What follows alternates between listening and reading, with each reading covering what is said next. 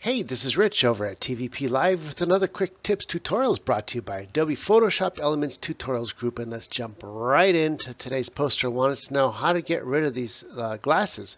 Now, there's so many different ways you could do this. You could try to use the smudge tool, but smudging probably won't work so good because there's this shading from the eyebrows.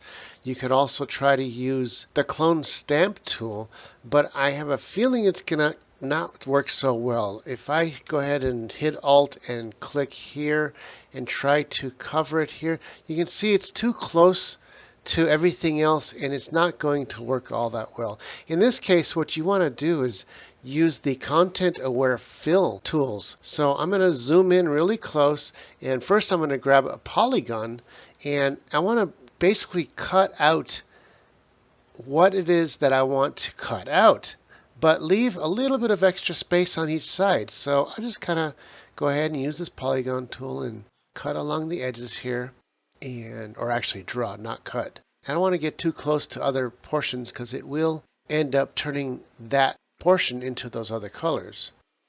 You just kind of draw a little line all the way around. At the end here, I'll double click. So now you got the jaggedy ants going around the portion we want to get rid of.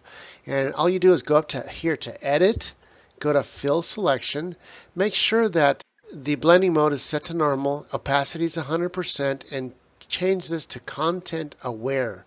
As soon as I hit OK, watch what happens to the lens. Boom, it's gone. I'm going to hit Control D to deselect, and that's pretty much all there is to it. You can then grab the smudge tool, and let's make this like 75 points, and I can help this out and smudge these little edges here to soften them up like this.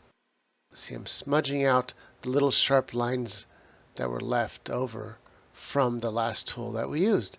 And that's pretty much all there is to it. This is Rich calling it quits for this tutorial, saying over and out.